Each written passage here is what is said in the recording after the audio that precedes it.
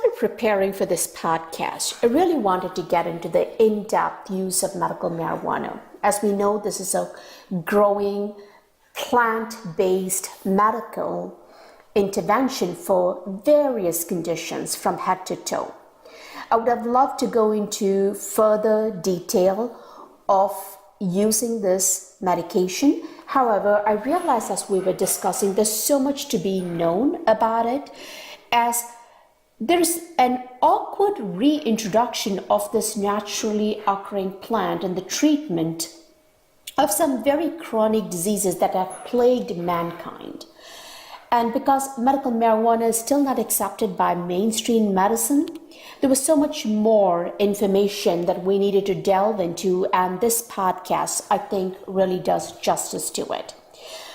For those of you who are looking for treatment of medical marijuana in cancers, we did not get into this particular field at all during this podcast, mainly because I think it requires a podcast of its own.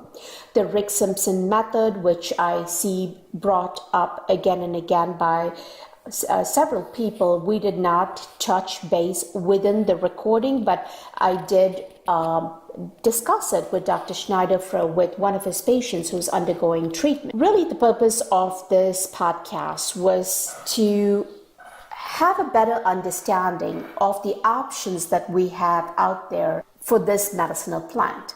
People are willing to openly talk about CBD oil and its benefits, but would cringe away from medical marijuana. Using only CBD seems to be, once again, something like we're willing to take something naturally available, then splicing and refining it to help us try and extract only what is considered legal, useful, or most of the time acceptable. It is almost like taking the anthocyanin from the blueberry and not advocating the use or eating of the whole blueberry. Marijuana is a plant with a checkered past. The reason it became checkered was because people once again used it by extracting the more psychedelic aspect of the plant and then overused it and added it to other substances and gave them such behavioral changes that the plant itself received a bad name simply by association to these behaviors. However, the underlying benefits of this natural plant never truly died, and it has had a revival due to its ability to become a safer alternative. A safer alternative to what? To our current opioid crisis.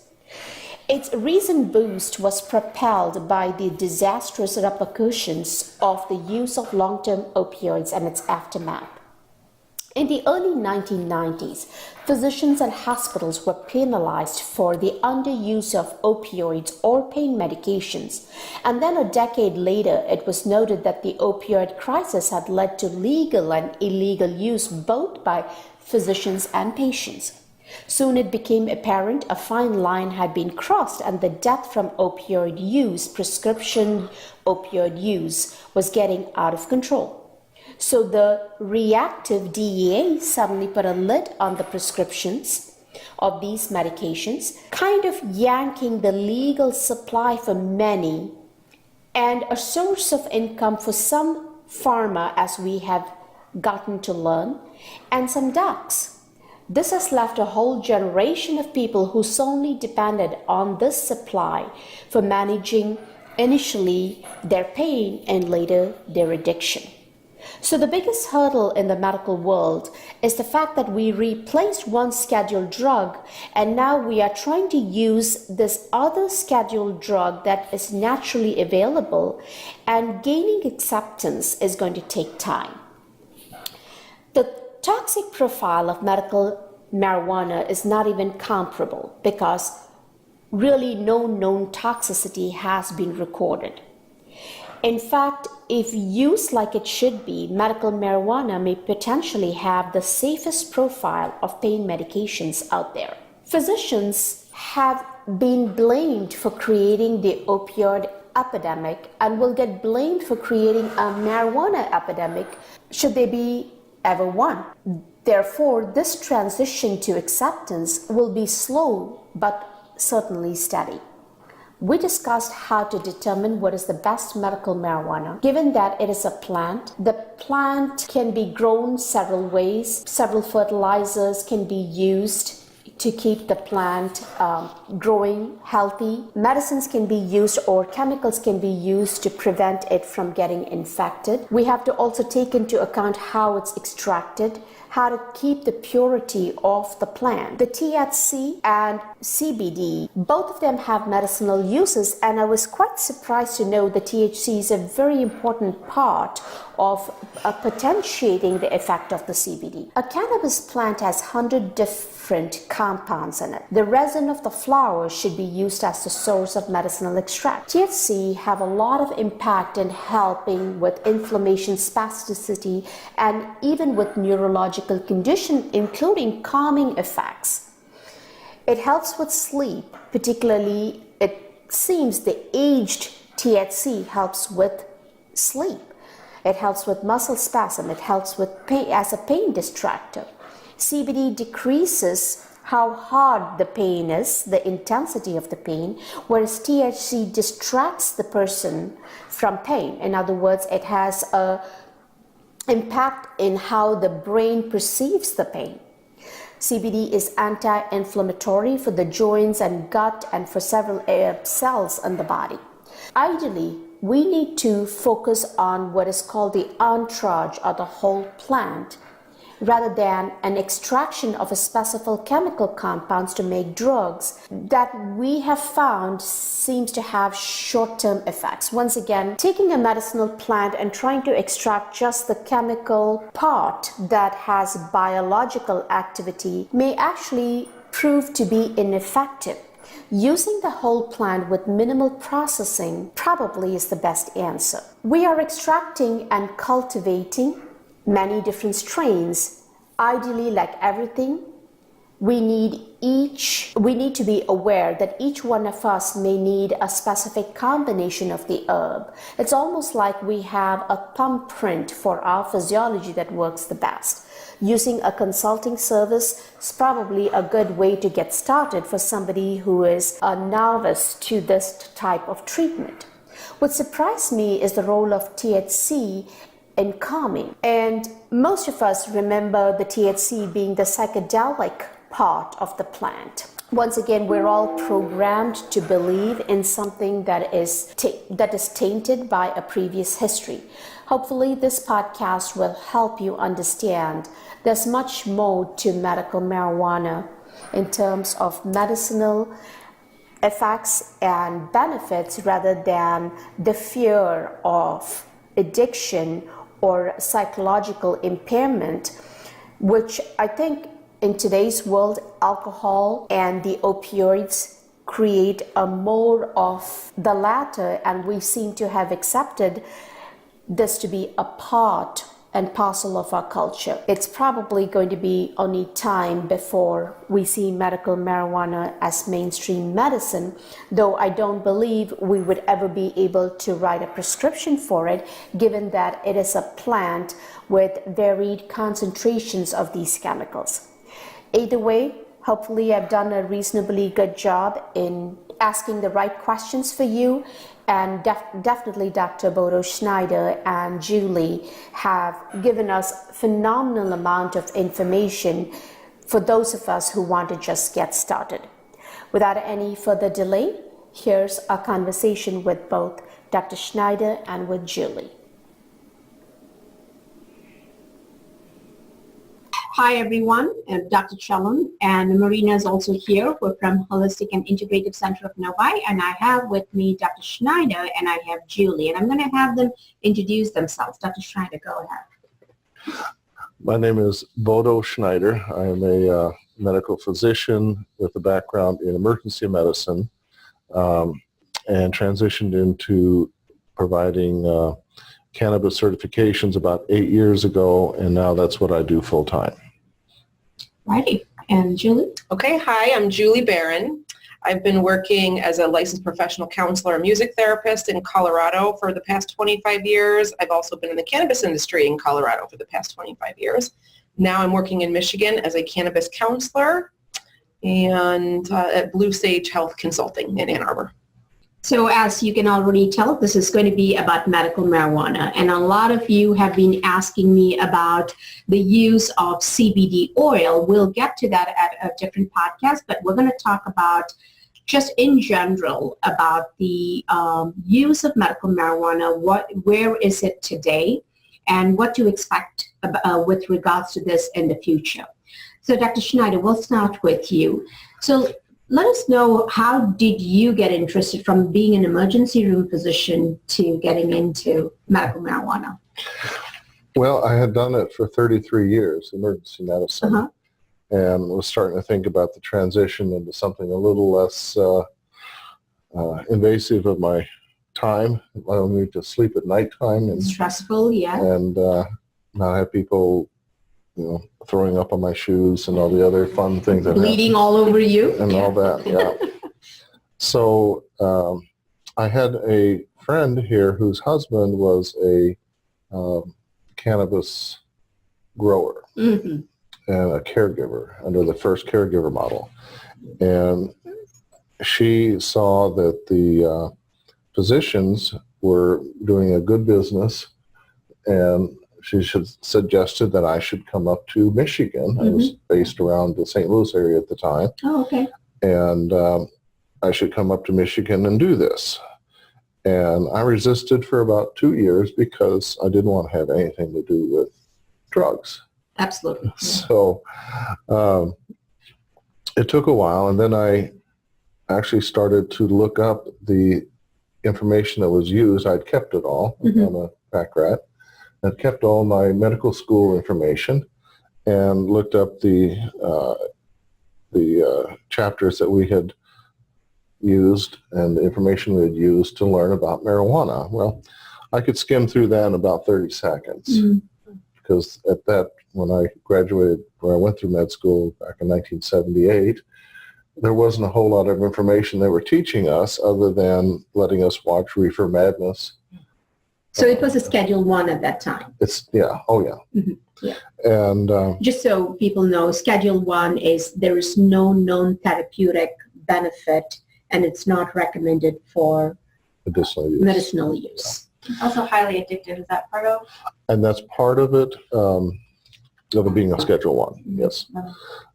So I then started to look up what other research was out at that point in time on cannabis, and looking at the different ones that dealt with for pulmonary disease, for example. And all of the studies were negative, and all of them were poorly designed. They had 29 patients that they used for a study on bronchiectasis, which they felt was due to the inhalation of hot gases and the Valsalva-like procedure to retain the smoke to maximize the absorption. And yet the very next study talks about the temperature of inhaled gases at the alveolar level, and all of those show that no matter what the exterior temperature was of the gas inhaled, when it got to the alveoli, it was 98.6. And those were good studies with thousands of patients, whereas we have one study with 29, and they're trying to extrapolate from there. So what did the study with the 29 show? That there was a tendency more toward having bronchiectasis when you use cannabis in the smoked form. Yeah.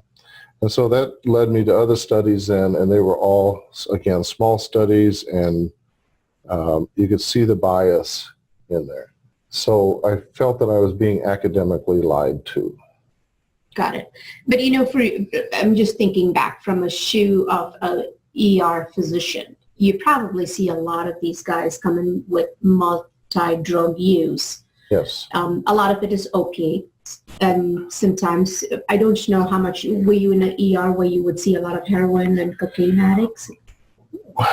I had an interesting ER experience. I worked part-time in a level 1 trauma center that saw 128,000 patients a year.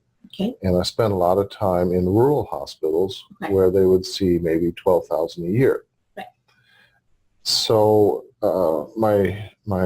I saw 100,000 patients in the emergency room over those 33 years. Mm-hmm. And the one thing that I never saw was a auto accident, an industrial accident, Mm-hmm. or domestic violence in which the only illegal substance on board was marijuana. Oh, yes. Mhm. True. But methamphetamine and marijuana, yes. Cocaine and marijuana, yes. Adderall Huge, Missions. yes. Mm-hmm. and marijuana, yes. And it took a while for it to dawn on me that they were medicating with marijuana. The meth addicts had been up for 3 days, 4 days in a row, couldn't sleep, they were strung out. They used the marijuana to bring them down and sleep. Same Okay. with the cocaine, same with the Adderall. Okay. So what was the switch? Like now you're looking at the research, you feel like you're not getting the full truth, but there's also somebody who really has seen the benefits of marijuana feeding you some information, which you're kind of open to looking at it. Where was the shift that said, okay, this will be something useful that I can do besides just the money part of it? It started out being the money part of it. Okay. It really did, to be honest, Mm-hmm. because I was looking for a transition in my career. Mm-hmm. And it was probably 3 years into doing certifications, and we started out doing them part-time, Okay. coming up for one weekend a month, and we were camped out at a office above a dispensary, and the community knew that we were there, and we got word-of-mouth referrals then.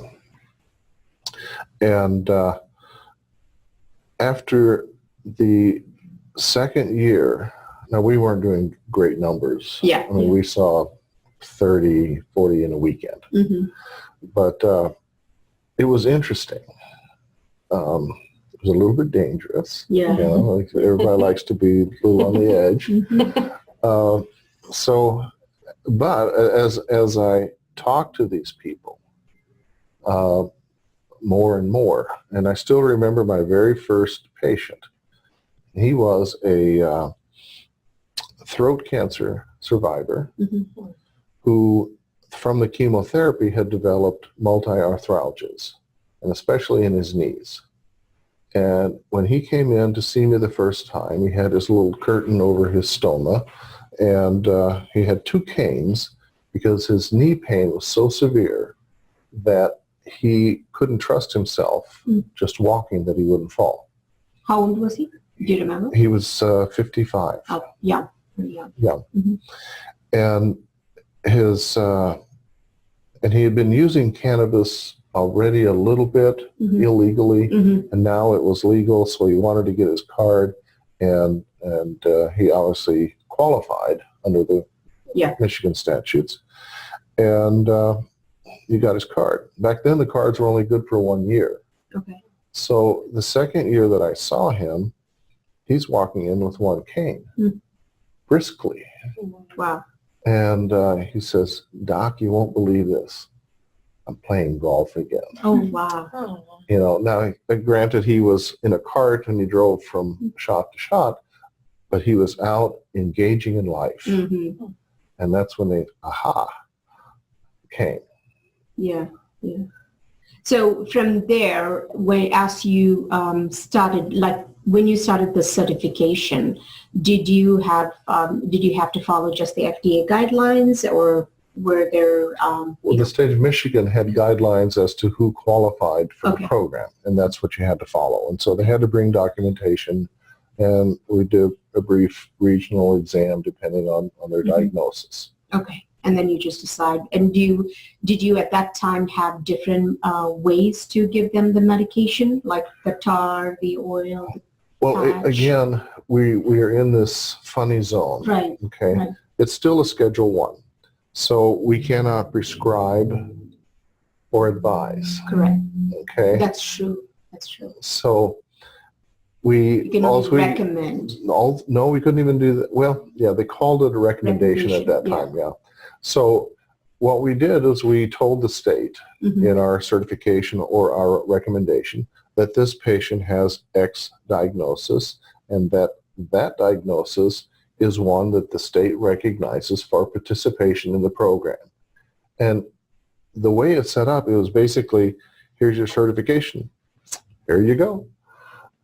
Got it. And so these patients would come to you, get a certification, and they were there on their own to figure out what they were going to buy and use. And this is where, Julie, you come in. So tell us your, entry into this field from music to marijuana. Well, I have always been a big fan of cannabis personally. So it's not a huge stretch for me. When I was living in Colorado, I kept those two things very separate, right? But coming to Michigan, I made the ultimate decision to put the two things together, the two passions that I really loved, and put them together. So that's really how I started doing cannabis counseling. But from, carrying on what we were just talking about, is one of the things that we were noticing at Bloom City Club in Ann Arbor was that exact thing. You get the recommendation from the doctor, you get your card in the mail, and then what? You walk into a provisioning center or dispensary, and you have no idea what you're doing. And the person you're asking is a salesperson behind the counter. Correct. And that's a problem. You're looking for, help with health information. You might have medications you're wondering if there's interactions with.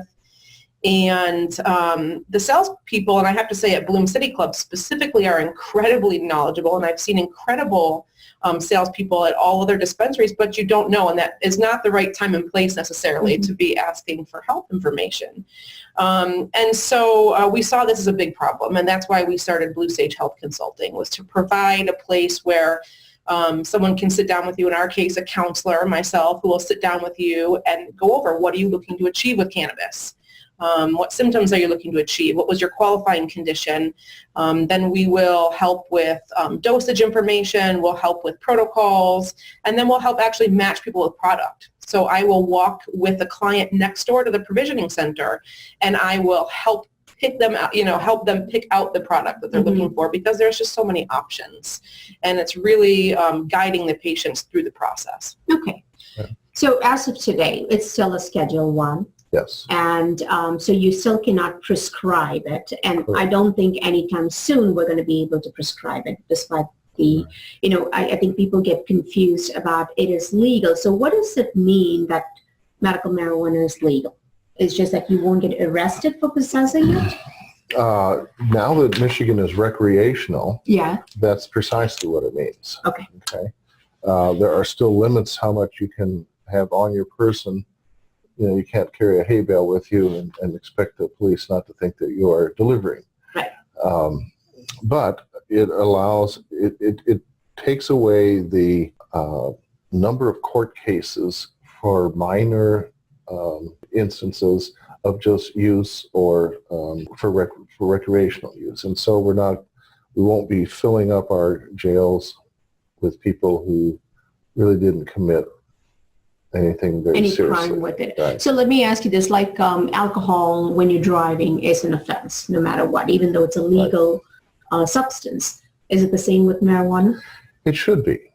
Okay. It should be. And the studies really are not out there, and unfortunately they can't do them on the same level as alcohol, because different levels affect people differently. Yes. So there's not that straight 0.08 You're right. alcohol. It's about, that you're impaired. With cannabis, it's very different, and people, as they gain cannabis experience, have fewer of the motor impairment. Interestingly enough, at a recent conference that the Green Wolverines put on at the University of Michigan, an NIH researcher was there to provide data of impairment. And it was very interesting to see how they'd done it, and it seems very, very real. And so the challenge from that is then to determine just what is impairment, because no one has identified the level versus BMI. You know, do we use a body mass index? Do we use the same finger, nose, walk the line?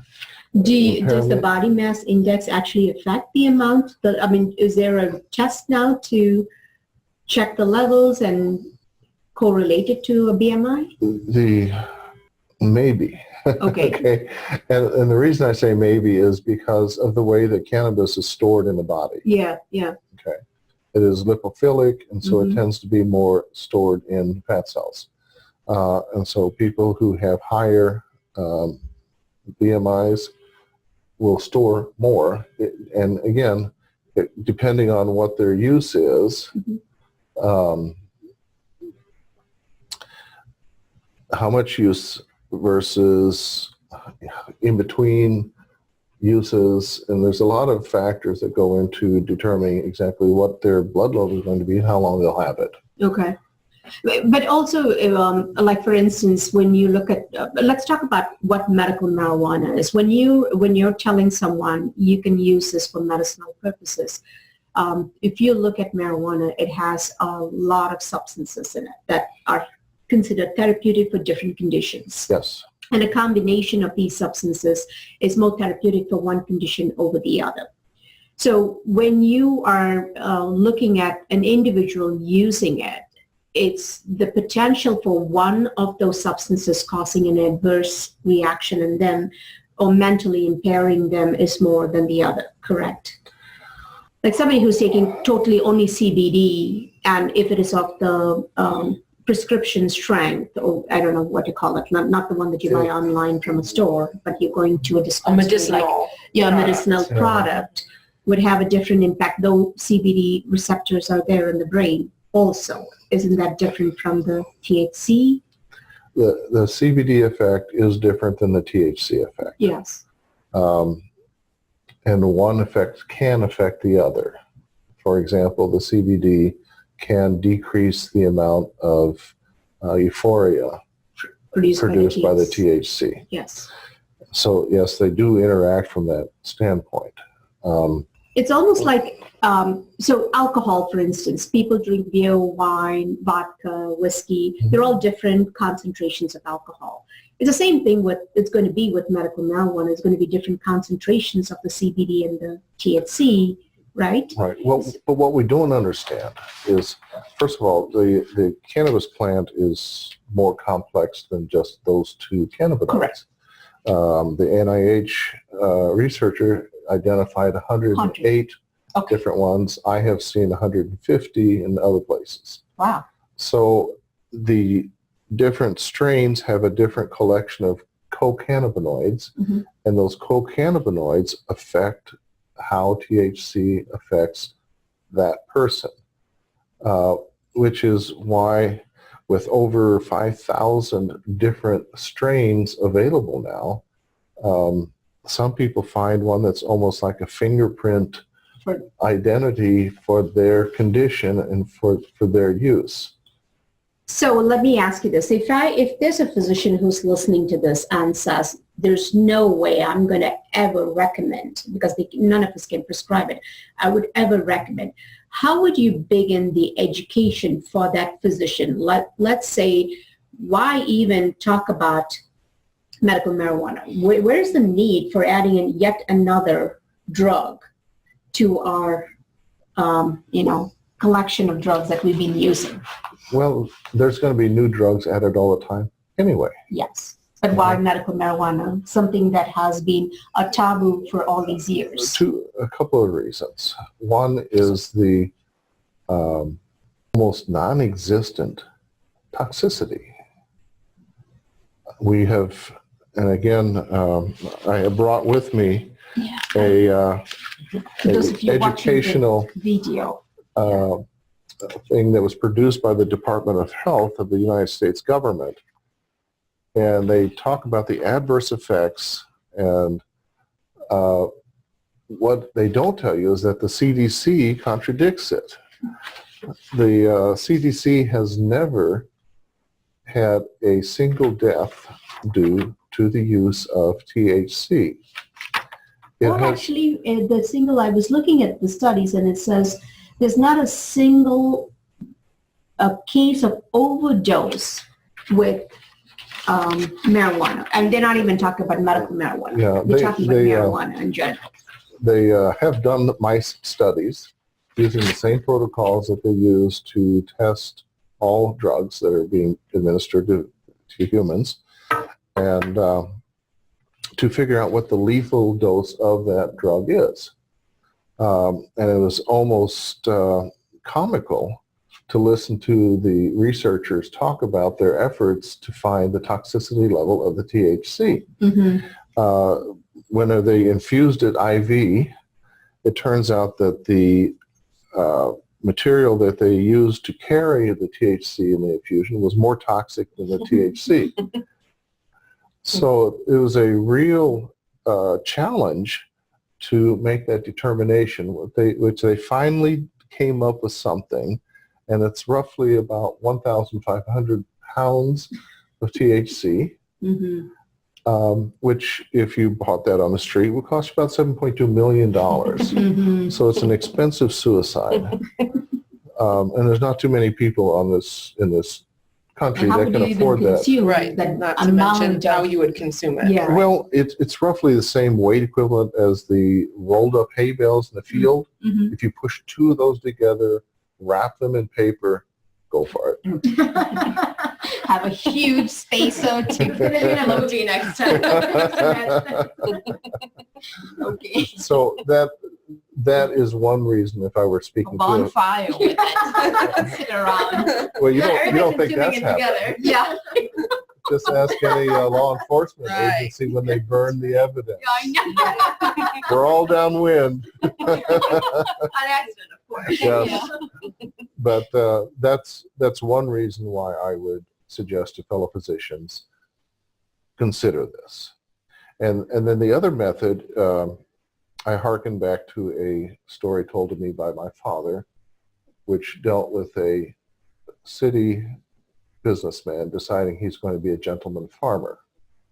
And so he gets his farm and he buys all the livestock and he has horses. And someone told him to have horses, he should get a donkey. So he goes and he buys his donkey and he is leading this donkey back to his farm, and all of a sudden the donkey stops, squats, sits down, won't budge. And the gentleman farmer didn't have a lot of patience and began abusing the donkey, beating it to try to make it go. And a farmer who was driving by stopped and pulled over and said, "What are you doing?" And he said, "I'm trying to get this donkey to go." And he said, "You can't do that. You have to be gentle and kind to them and show them understanding, and they'll do anything you want." He said, "Oh, fine. You do it." He said, "Okay." So the farmer goes to his pickup truck, reaches in the back and pulls out a 2x4, comes to the donkey and cracks it over the donkey's head. And the gentleman farmer says, "What? This is gentle?" He said, "Well, you have to get their attention first." So in many ways, I feel that, I need to crack some of these physicians over the head. Right. But knowing that I would be getting free room and board if I did that, I'm not going to. Yeah. But 3 meals a day. Well, one of the bigger challenges, I think, I being a traditional physician and now opening my, eyes and brain to other options, and really the reason my transition to functional medicine came, because people see me year after year for the same problem, and what I've noticed is people's problems get worse with the same treatment that I've been taught in medical school. Mm-hmm. So when functional medicine was something that I came upon, it was like, it was an eye-opener. It's like, we're just looking at it not so smart. We're looking at a problem, we're giving a drug, and we're maintaining the problem at a level it's not as yet lethal, but at some point it may get out of it. I mean, we tell our patients, you have high blood pressure, you have diabetes, you're at a risk for a heart attack, but I don't know how to prevent a heart attack. We say the best way is to control your sugar and your blood pressure and stop smoking. Great, but yet they still land up, if not heart attack, they get dementia. So it's not a very smart way we work in medicine. What we have to look at, how do you repair the system that you don't have these diseases? That's what functional medicine is all about. So for me, medical marijuana is something that I'm told, or I should say marijuana, something that I was told is a Schedule 1, and you have this whole advertisement from the early 70s, I think, the Mad Reefer that you mentioned briefly. That was from 1928. 1928, the movie. The movie was, I don't remember exactly when the movie was. You could be right. It was very early, but they had about how marijuana actually changes people's character, makes them commit murders, gets them addicted. So you have this image, a public image, and then we're getting programmed to believe that these things are not useful. And I can say, speaking to fellow physicians, it's almost unshakable what they are willing to even listen to when it comes to medical marijuana. So let's go into, can you tell me what medical marijuana is for somebody like a physician who doesn't know, and also the system, the cannabinoid system in our brain and in our body that we're actually trying to stimulate or work with when we use this?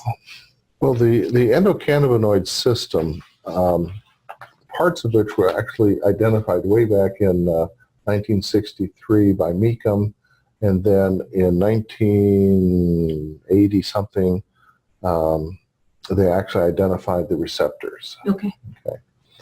And we had no idea what it was there for. We knew we produced a protein called anandamide that clung to these receptors. Mm-hmm. We knew that when we ingested marijuana or inhaled marijuana, mm-hmm. it would also could be identified on these receptors. And then they improved that to knowing that there's two kinds of marijuana receptors so far, okay.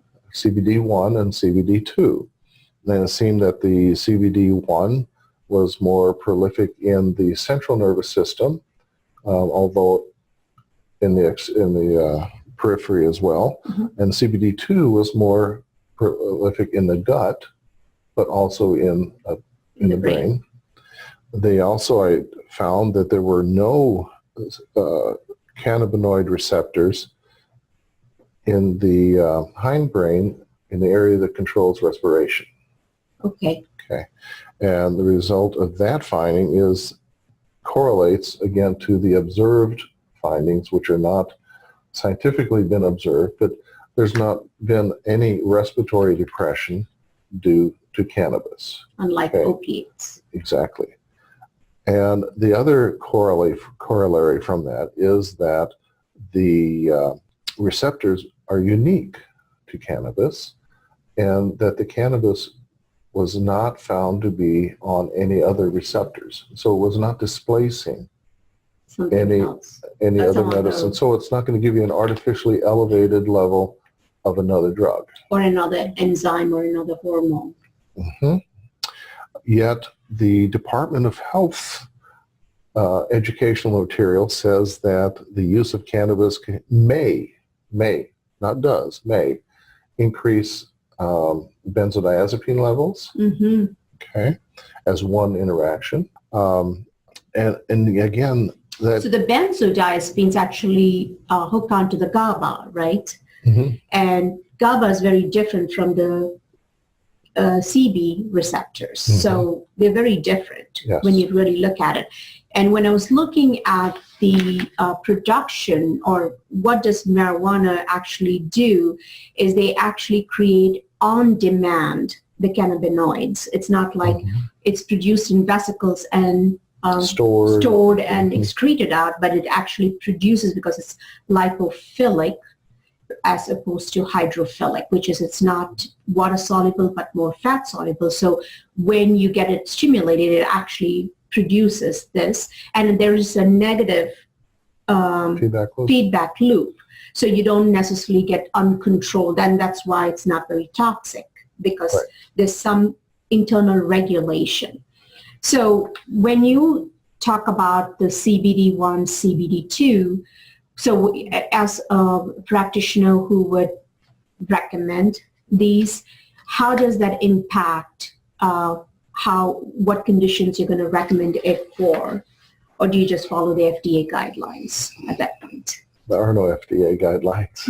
There are no FDA guidelines at all? Or there are no FDA, I should say, authorized conditions it can be used for? From the FDA, no. No, okay. Yeah, the conditions all come from the states. Although, Sorry. although the U.S. government has, when it patented the plant, said that it had medicinal use for conditions like multiple sclerosis, chronic pain, I think was another Is one. it a traumatic brain injury one of those? Because it's a... It is in Illinois specifically. In the state of Michigan, chronic pain and chronic headaches would then fall under chronic pain, and that's how they pull TBI into it, or CTE if you're a football player. Yes. But we've had great success using cannabis in those conditions. Cluster migraines, refractory to almost any migraine medicine that has been... Including Botox? Including Botox. But you have fewer wrinkles with Botox. In your neck. But the CBD has been shown to be hugely effective, long-term use, in reducing the number of headaches and the intensity of the headaches. And the THC actually has been shown to be able to abort the migraine when it's in the aura stage. Okay. So so again, getting back to when people get to use these, are these somehow, because we have it within us, there's a natural production of these substances. When you give from the outside, are you shutting off your own system? We don't know. Okay. That's a very good question. And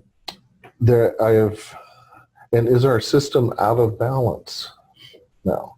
That's another conjecture that's been put forth. And there's been some suggestion that our food supply may be responsible for that, as we have increased the amount of hormones used for raising beef and pork, and use of antibiotics in those animals as well. Have we somehow altered our own endocannabinoid system? And is it now deficient? And that's why the use of exogenous cannabinoids is necessary. Okay. Yeah. Okay? Yeah. I have a personal theory that we're going to find out that the endocannabinoid system is our internal healing system. It monitors everything else. It can say, hey, there's cancer there, let's kill it. And so let's send the T cells there and do that. But we've somehow lost that ability. So when I was listening, looking at the physiology of the endocannabinoid system, they do look at it as something that maintains homeostasis. So Yes. no matter what stress you are under, somehow the body is able to maintain its internal peace. And when that gets disrupted, you have diseases to some degree. Diseases, okay. Like for instance, schizophrenia. It's a definition. Yeah. Okay. A Diseases. diseased state. Okay. Right. I like that. I like that. Well, I was thinking of disease in terms of infection. Oh, An okay. infection comes from an external Right. thing. But on internal, like, let's do mental health. Okay. There are some strains that have been shown in England, this is primarily what it's been seen, that will unmask schizophrenia. Okay. And particularly the skunk and super skunk strains have been shown to be more, they're both sativas, tend to unmask that. But what they don't answer is, are these people that were already on that pathway? Were they, is the history strong in their family for having schizophrenia? Or is it just now that they're using the cannabis? And I suggest that it is because it's going to be unmasked soon anyway, and it's just unmasked sooner. But isn't it also used for the treatment of schizophrenia? Not by any practitioners. Okay. Okay. But do People- schizophrenics go and buy a specific strain and They do, yes, and they actually feel better than their regular medications? and yes, they do. They find that they have, and this is more with the bipolars, they find that they have fewer mood swings, Yes. that they are calmer, they're sleeping better, and so that's removing one of the stressors that can accentuate or stimulate a flare. Mm-hmm. So yes, they are. And the one thing, and again, this goes back to an observation of mine now after doing this for 8 years, is that people self-medicate all the time. And for years, for And centuries. yes. And for us as physicians to think that we're the source Gatekeeper. of treatment, we can't compete with grandma. We can't compete with the freedom of people wanting to get a solution for their problem. Absolutely. And this speaks to the opioid crisis. Yes, yes. And I'm going to put a plug in here for something, if you don't mind. We have seen the rise in opioid abuse. Okay. We saw a rise in the opioid prescriptions, which seemed to be a corollary or a one, the same. The source of that, we have to look back to about 1990 when the first paper came out from a neurologist who said that we were undertreating pain. Correct. And I would never blame doctors because I do remember in the early 90s, the pain scale came into the hospital system, Mm-hmm. the smiley faces. Now that's science. Yeah. No, I'm telling you, we had to treat everybody who had pain because it was the vital sign. It was considered a vital Fifth sign. vital The sign. fifth vital sign. Right. And if somebody was untreated, it was almost criminal. And it was almost like we did not do our job. Well, more than that, the Joint Commission of Hospital Accreditation Yes. bought into it. Yes. And as they were going around hospitals accrediting them for their lower insurance rates, they were dunning physicians who were not addressing the pain of the patient. Correct. So there had to be a line in the chart, patient's pain is 8. Out of 10. Yes. Yes. And I did this. Yes. Well, Over in- 5, you had to treat it. Yes. Right. And so, interestingly enough, Kaiser Permanente, which is a closed HMO out in California, did a study on prescriptions, and in 1990, or the number of deaths due to opioids. Mm-hmm. Yes. And in 1990, when they started the study, there were 1,700 opioid deaths due to synthetics and semi-synthetics opioids. There were, I think, 1,500 or 1,800 due to methadone. Yeah. And there were 800 heroin deaths. Hmm. From 1990 until 2010, under this government-encouraged pain management, and bear in mind that 75% of all opioids were written by primary care physicians, and the rest were then done by pain management specialists who didn't exist Yes. in I know. 1990. It wasn't even Yeah, a that's profession. true. It wasn't even a separate Yeah. specialty at the point. Anesthesiologists just put them to sleep. Mhm. Yeah. Now, So by 2010, then, the number of deaths due to semi-synthetic and synthetic opioids had risen to 10,900. Mm. The number of methadone deaths had risen to 5,500. Heroin had risen to 4,300. Okay. we can't take responsibility for heroin. So what happened in 2010? The DEA stepped in. Yeah. We're going to solve this. Yeah. So they started going around to physician offices and intimidating the physicians not to write opioids. Wow. So the net effect of that is that you have not changed the population that needs pain relief, but you are shrinking the supply. Right. And people, as we just talked about earlier, will do anything to get out of pain. And if you're not going to give it to me as my physician, I'm going to get it from my cousin, I'm going to get it from my sister, and then they know somebody on the street I can buy them from. And they did, except they found out how expensive it was to buy opioids on the street. So somebody shows them a little cigarette that they can smoke. Oh my God, it's heroin. But they get great pain relief and they get a euphoria. Hey, not only do I feel good, but this is fun. And that's where the heroin use spiked. Okay. Got it. And so in 2017, semi-synthetic opioid deaths had risen to 12,700. Methadone had fallen to 3,300, but heroin was at 14,000. So you can see why a physician has a problem now using medical marijuana, because now we're trying to say, let's replace these drugs with this. So they're all going on the same vein of, a scheduled drug being replaced by another scheduled drug just because now it's legalized to some degree. The stigma is still there. Yeah.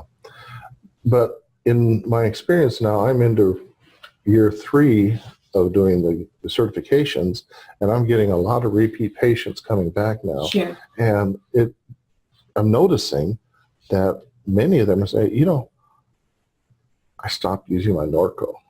I'm down to 1 Norco a day. And the light goes on. Dim bulb at first, But do you think But there it was. And for my entire career in the emergency room, we had this constant conflict with patients wanting pain medicines. Pain meds, yes. And so we were always at loggerheads with them. And here, suddenly I see something that, hey, this might be the long-term answer, because these people are telling me they're getting the same relief, if not better, and they're happier, they're re-engaged into life, and it's non-toxic. Which doesn't actually happen with opiates. Actually, they don't get re-engaged in life. That's right. They shuffle off to the corner and wait for their next dose. Yes, and I think this would be a great study for somebody who's in the ER to see if the visits to the ER have reduced for medication refills or medications in general, because they have access to something different and more affordable. The bigger studies that are out now are showing that in states that have medicinal marijuana, that the number of opioid prescriptions have fallen by 15 to 20%. So in a bigger sense, what you just suggested, that's already been measured. Yeah, but what about so there are also studies that are coming up saying in the states in which it has been legalized for recreational use as well as medical use, the incidence of car accidents and more crime has gone up. Is there any truth to that? I've seen research on both sides of that. Yes. Okay. Yeah, and Colorado is kind of the benchmark. And initially, actually, after it had gone recreational, they were continuing to see a decrease in the number of violent crimes. Violent crimes, okay. Okay. The number of auto accidents, I can't speak to. Well, medical marijuana, or marijuana goes along with some other drug always. So how do you say it's because of this? That's the exact question I asked in a seminar out in California on cannabis. Right.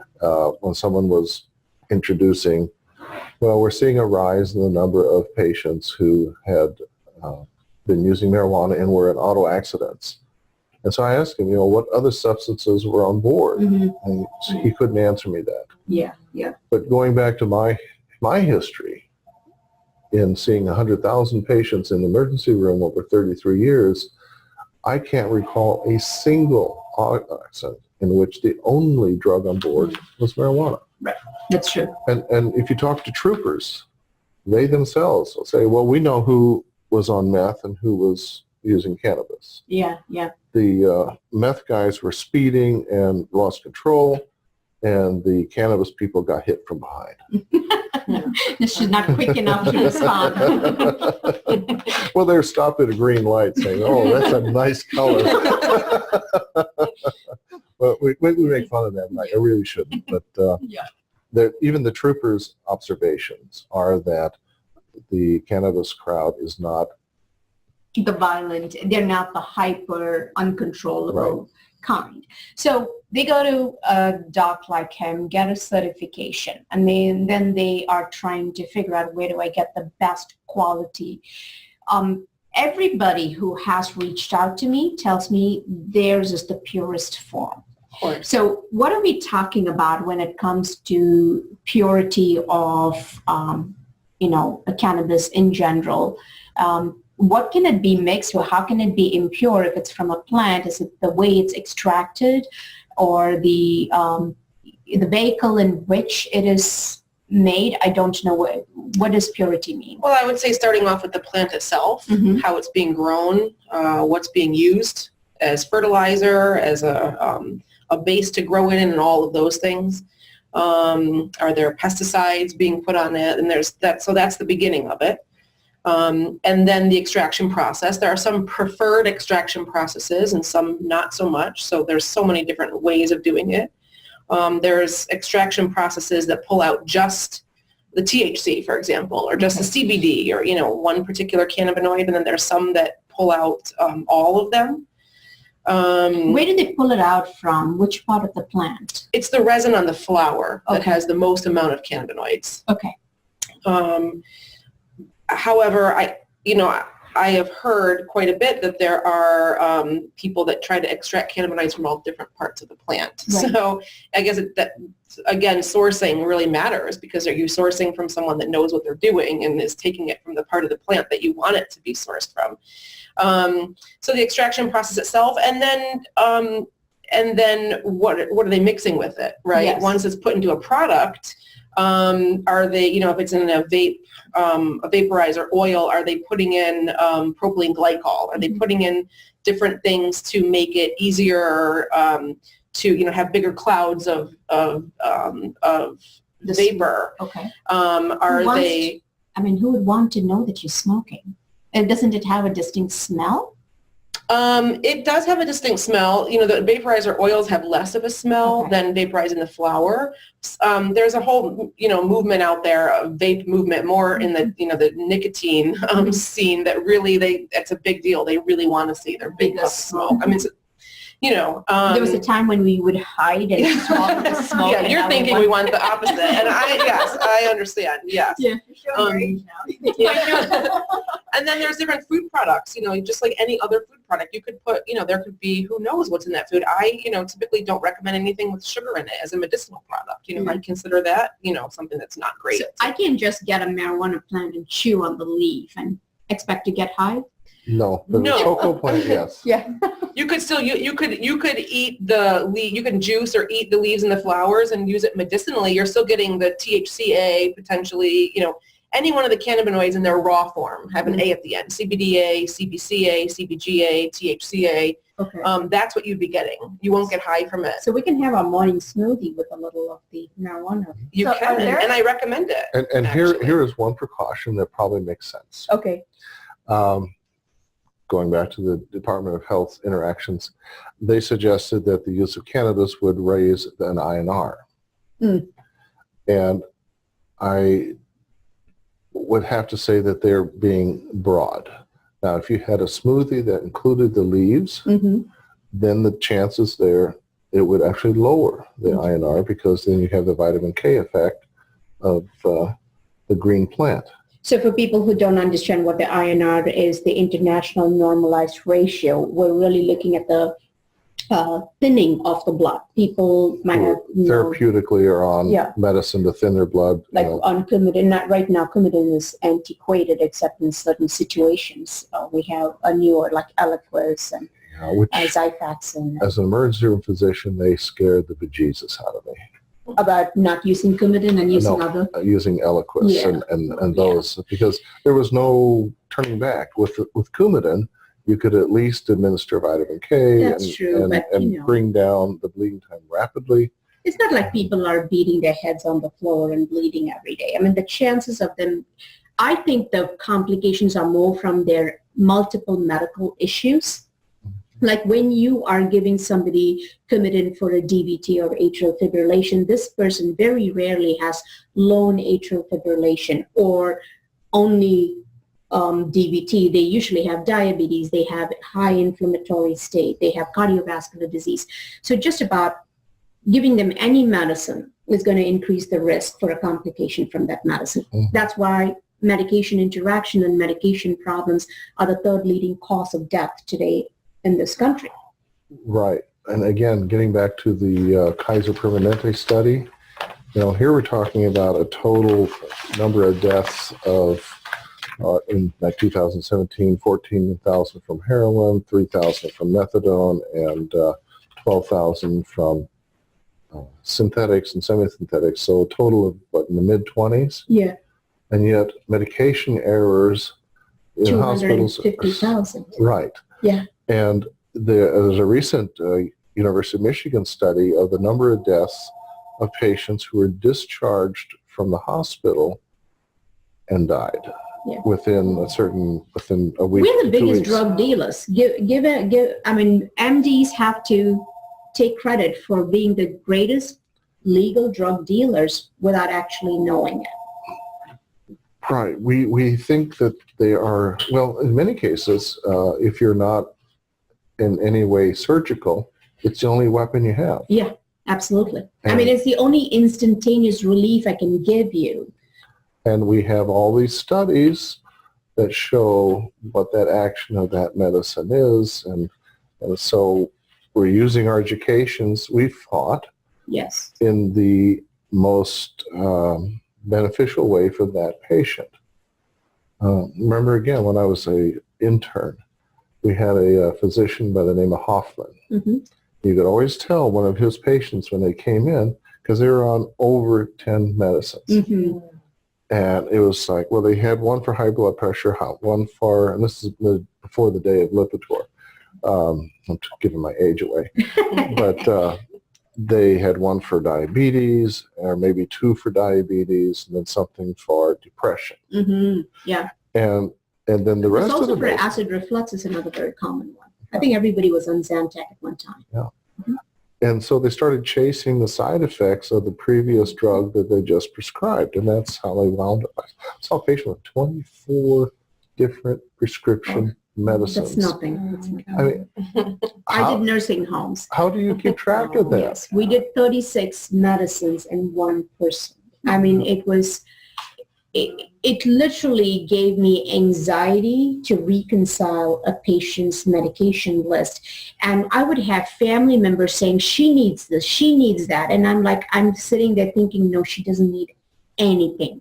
She does not need even one of this. Not one of them are life-saving medications, but that's the culture we have created. Even now, I would say, we're going to get into a little more detail about the CBD and the trials that are studies behind it. But I want to tell you this. When I have a side gig where I see a lot of people with acute stress, acute depression. So I had a kid that said his grandma died and he needed to be an antidepressant. I said, when did she die? Yesterday. And I can't go and help. I need something. I said, what you feel is grief. That's not depression. We've almost become a culture that cannot differentiate between depression and grief, between stress and anxiety. We have decided all these negative emotions that we experience are pathological. And to actually educate people and let them know it's having a negative emotion is actually normal. has been my biggest challenge.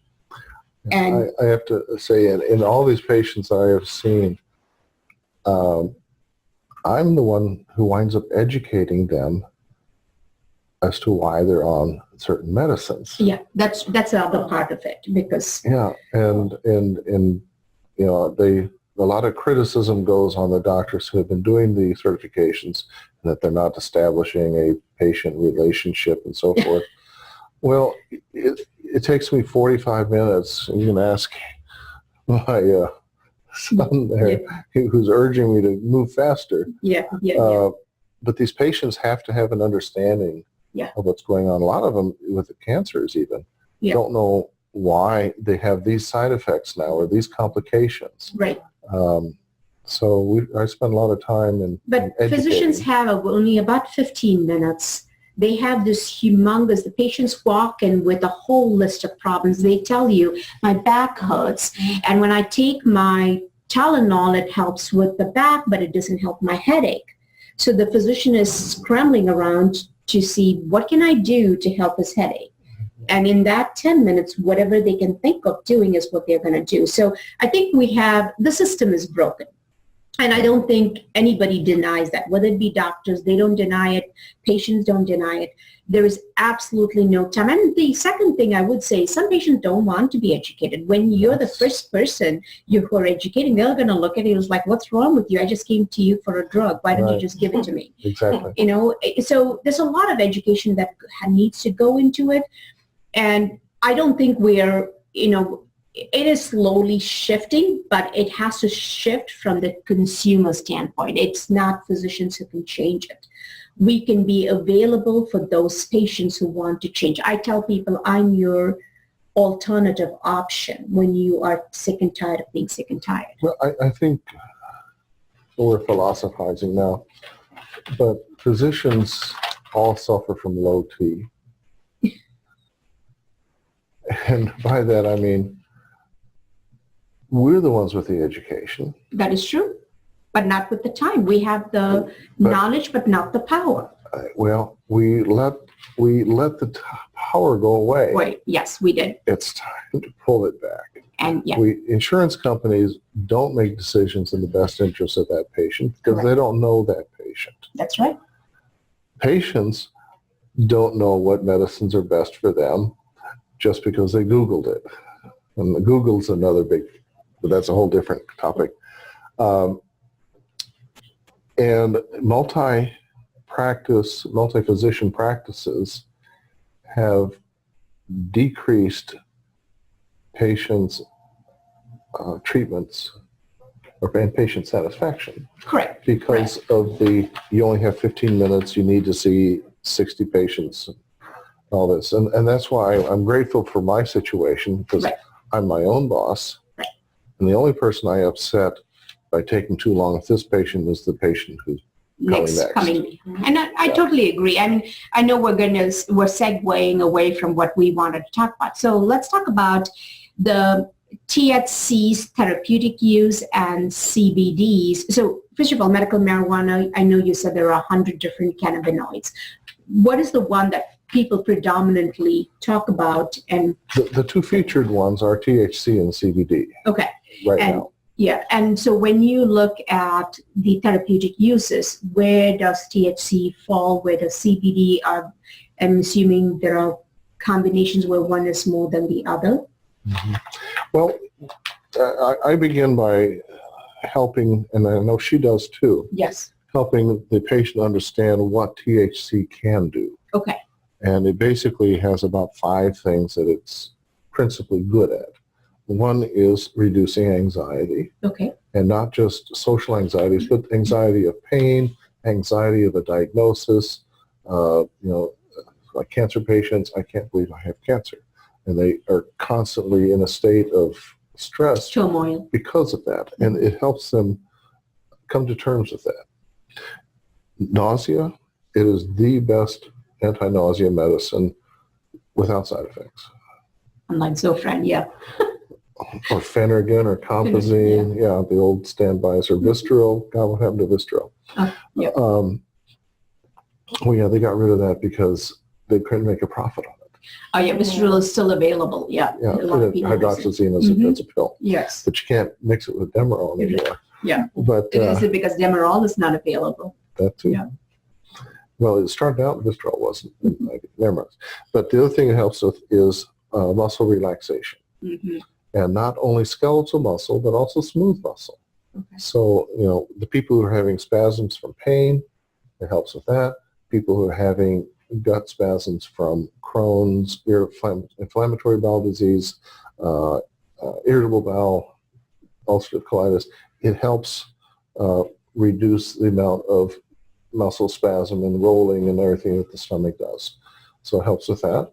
It helps with sleep.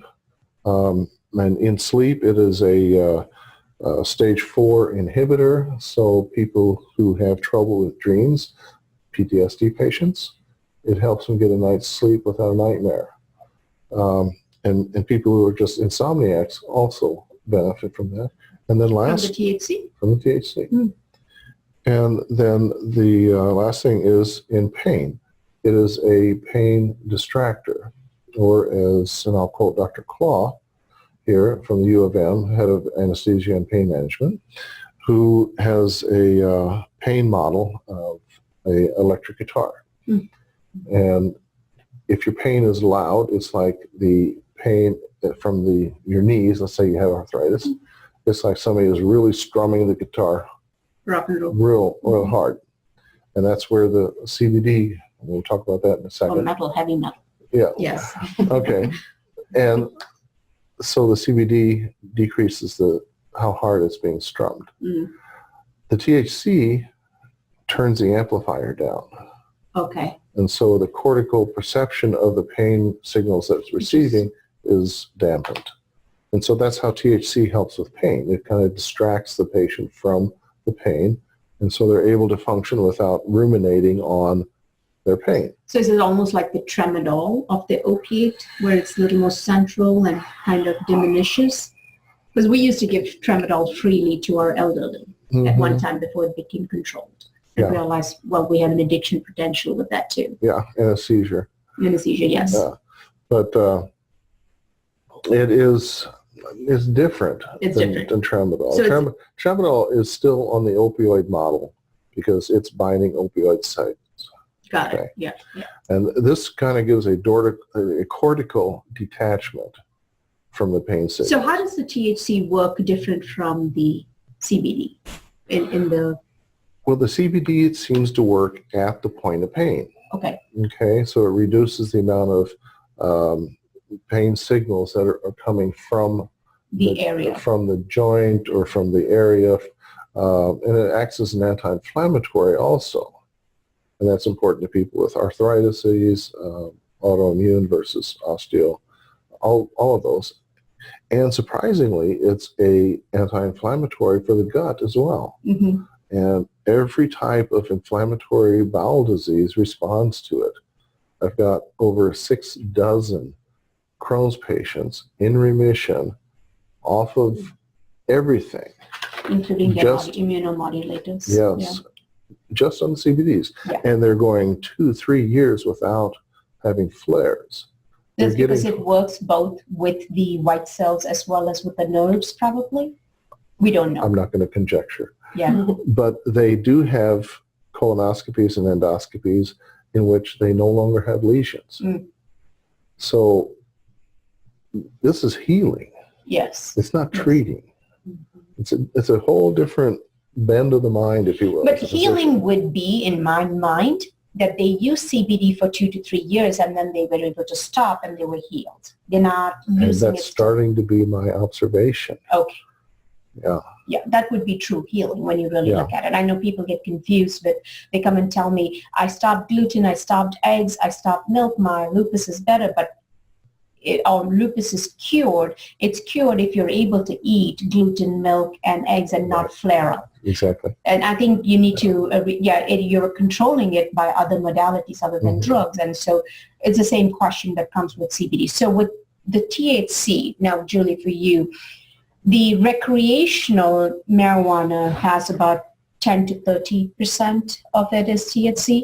So what does the medical marijuana have, and who would you, like when he writes, let's say for a person with multiple sclerosis or with severe anxiety or, kind of crippling anxiety, depression comes to you, what is the percentage of the THC compared to recreational, and why would they worry about it? Well,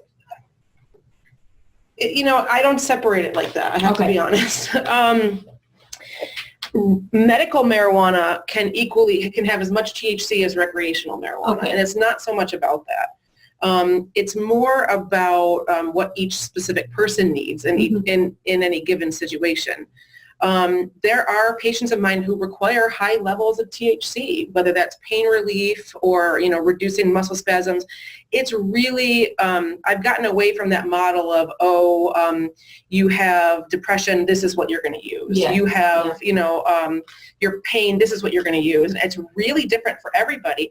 I do say, however, that, I like, overall, medicinal marijuana is going to have a little bit of a better balance between the cannabinoids.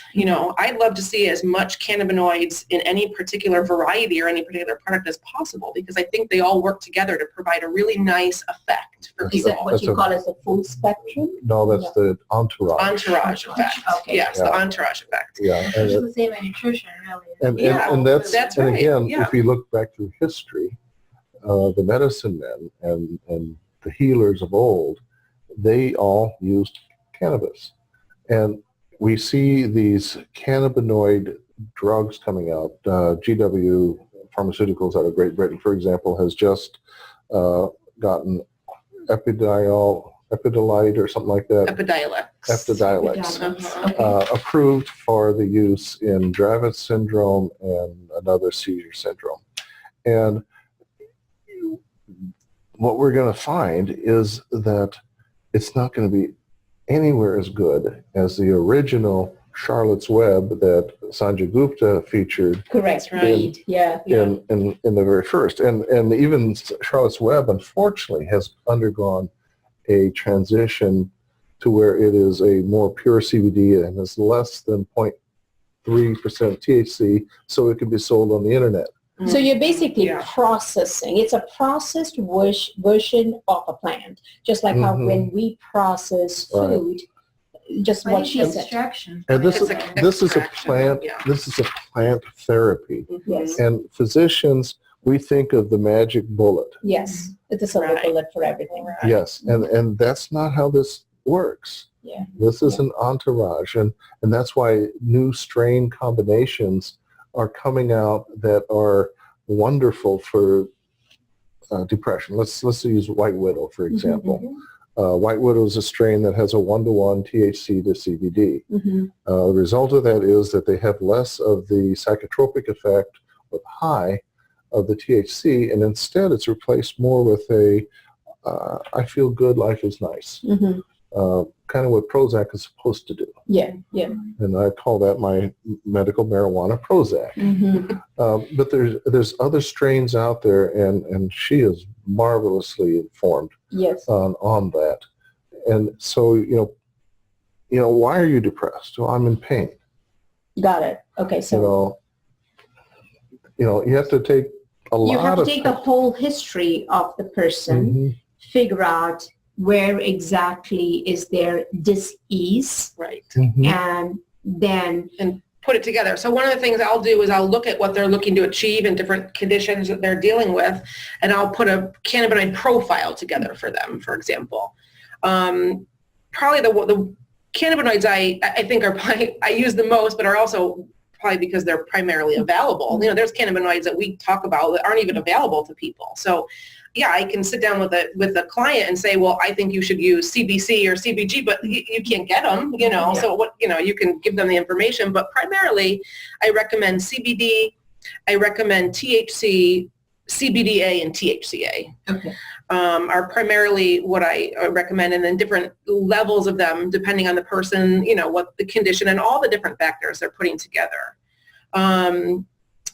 And then I remember coming to your talk and where you said the different ways people will ingest them is depending on how fast do they need the onset of action. So yeah, that's one of the things. The method of delivery, so are you going to vaporize it? Are you going to ingest it? Are you going to use it on your skin? Are you going to use a suppository? All the different ways, the patch, they all have different onsets. Gummies, tinctures, every way that you can food. think, every way you can think of. See, that's the versatility of having a plant. Right. You can literally make it into anything you want. Right. And like I remember I was speaking to another physician who actually certifies for medical marijuana, and when I spoke to him, he was talking about the teas, how they actually help with the nausea, with cancer. So getting into, as we are getting into the different uses of it, let's talk about the common reasons why a young person would use this. And I find literally it's for anxiety and depression. It's mental Very often. disorders. So given the the thing by the government saying, hey, this actually reduces the IQ. This is going to be a huge one for physicians. When you have kids that come in with crippling anxiety and depression, no matter what this is again an imbalance in their system. Do we as physicians and as parents need to worry if my child gets on a medical marijuana option that somehow their cognitive functions are going to decline over a period of time? The way I answer that is that the human brain doesn't stop changing until the mid-20s. Okay. And if indeed cannabis is altering this, then the decision you have to make is the dis-ease that the patient is experiencing more important to treat, and is it treated better with cannabis than the other prescription medicines? And nobody talks about the side effects of those other medicines in terms of reducing IQ and so forth. And again, I like illustrations. And when I was in college, I was in honors chemistry because I was going to be a doctor. I was a smart kid. And it was a devil of a course. The professor knew he had really bright students, so he was going to challenge the brightest. And so out of a test of 140 points, the average score was 38. There's two kids who sat in the upper row, stoned every day in class. And they got 138 and 140. Wow. Every time. They busted the curve every time. And they were just incredibly intelligent. Every study that I saw of marijuana decreasing intellect, it's in the range of 1 to 3%. They didn't miss 3%. Right, 3%. It's probably, once again, at that time, you're really looking at probably the recreational form. It's not like they went to a doctor and got a prescription. Exactly right. So the use is different. Yes. So potentially somebody who has anxiety and depression will really have to weigh the side effects of a chemical equivalent of what a plant-based drug can actually do for the person. And both of them probably have they're neurotransmitters. They work as neurotransmitters. Even when you look at medical marijuana, they are a neurotransmitter. So they are altering how the neurons communicate with each other, which is how you get the effect. The question would be is, as the person evolves and is able to control their anxiety and depression and actually live their lives, have you actually seen people Stop using it? Yes. Oh, yes. Absolutely. Oh, yes. Okay. Yes. Yes. They're on 4 psychotropics. Yes. And they come back in a year, they're down to 1, and they're waiting to get off of that one. Okay. The psychiatrists, they have a Jefferson Airplane philosophy. 1 pill brings me up, and 1 pill brings me down. Yes. They're on Vyvanse and Trazodone at the same time. Totally. I know. And it's like, what? With the cannabis, they're not It's all there in it. in one, Yeah, I mean, one combination, you can get the high and the low. and they're happier. Yes. They're happier people. Because And I it's- wouldn't say as much the high and the low. To me, it's more of a balance. It's a physiology. Is It's what actually- cannabis is bringing the balance. Yes. Right. They're not Mhm. swinging with their Up and down. emotions. Yeah. And again, getting back to the question of do you want something that's going to lower their IQ in the future? With a lot of these kids is, do you want to go to their funeral or Exactly. do you want to go to their graduation? Right. Exactly. Right. What quality of life are they living at? And the way I think about it as, being a therapist for 25 years is what type of damage is depression and anxiety actually doing to the brain versus allowing something like cannabis, right, as a medicine, because the depression and anxiety is changing the brain as well. Got it. So now let's say the depression part of it is there, and then the other one is MS. MS, I think it works both, mainly by the muscle spasms, but does it do something for the progression of such a disease? I have gotten patient reports back. After 8 years, I've got some that I've seen 2, 3, 4 times on an annual basis. The ones that are using CBD consistently are seeing a shrinking in their lesions Wow. Okay. and having fewer lesions. Not, Fewer newer lesions, you mean? Or Fewer the existing existing. lesions? Oh, yeah, okay. a reversal. Reversal. And it translates to clinical improvement. Yes, Okay. yes. They don't have the spasms. They don't have the pain, and they don't get the double vision as often. They still have flares.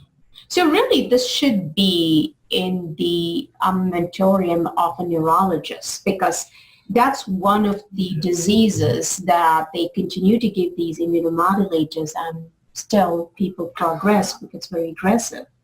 Some of the MS, in their defense, some of these patients with Coboxone, for example, that's one of them, have huge improvements. Yes, they do. Okay. Cannabis isn't the only answer. Yes. It needs to be one of them. Okay. Especially with pain. I think chronic pain is one of the reasons why cannabis should be used in many of these patients. In the neurological realm, is there anything else that could be helped? Neuropathy? Absolutely. Neuropathy. Oh my God, yes. Mhm. Yeah. Yeah, I see a great benefit. CBD often by itself can really be incredible for neuropathy, taking it internally, putting it under skin. And then sometimes the addition of THC may be needed too. But yeah, people are just amazed by the results. Okay. Yeah. So it actually reduces the pain. Does it give them the balance back? Or like the sensation? Again, I have a patient example. Yes. And again, an example one is not a scientific study. Yes. But- So it's anecdotal, but Exactly. it's still But I have a significant. patient who had diabetic neuropathy. His both feet were numb, or both lower extremities were numb to just above his ankles.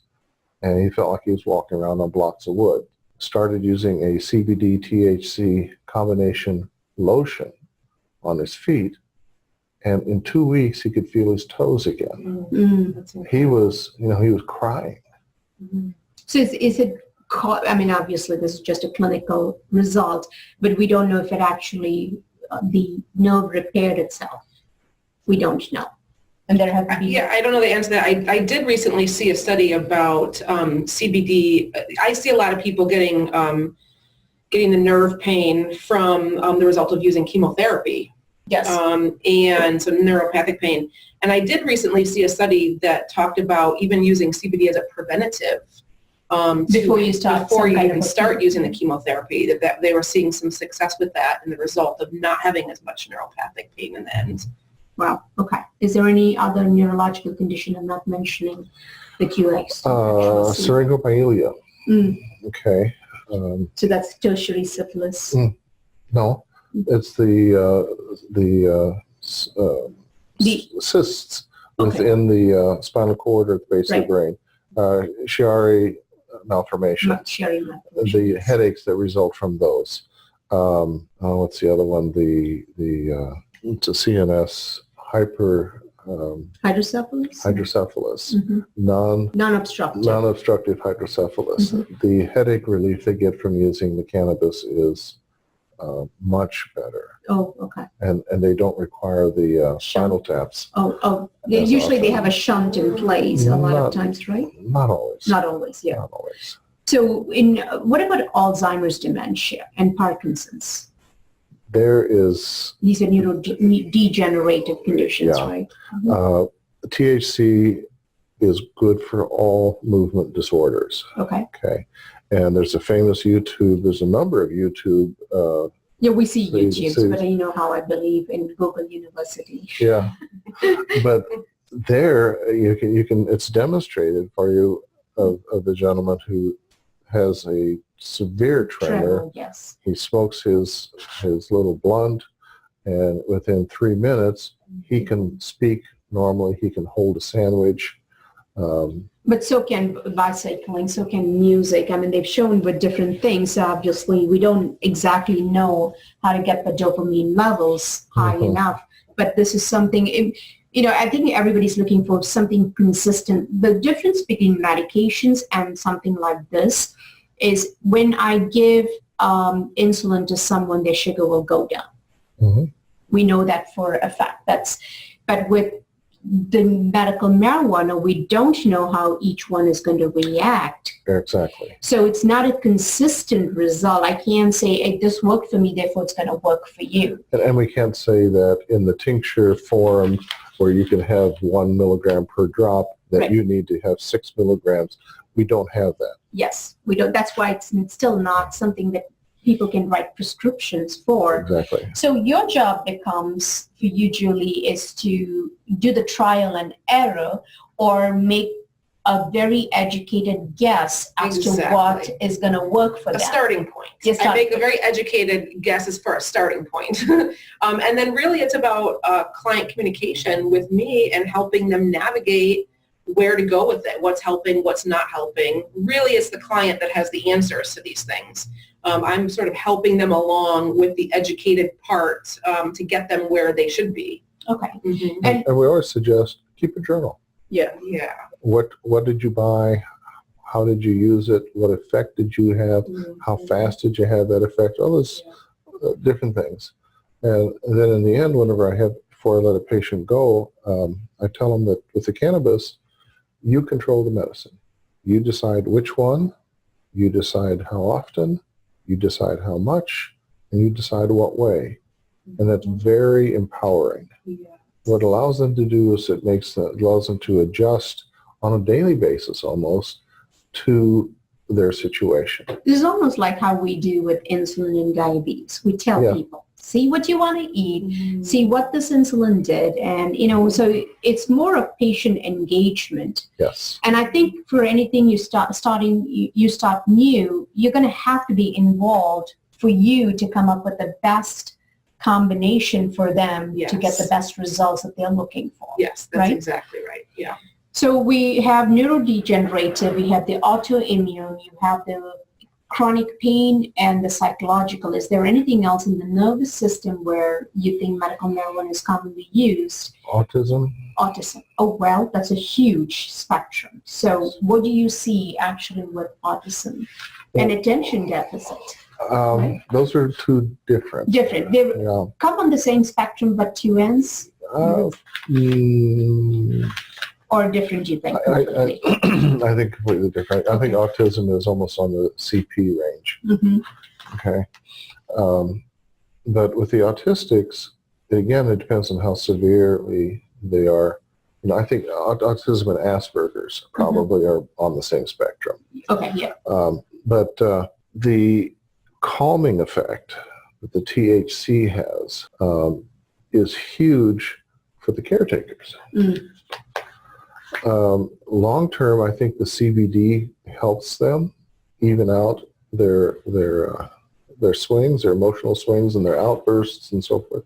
But on a acute basis, the THC is what brings them that calmness. And parents come to me and they say, oh, I can't give my kid, I can't get him high. Well, so you don't have to. If you use a tincture form, for example, you can microdose.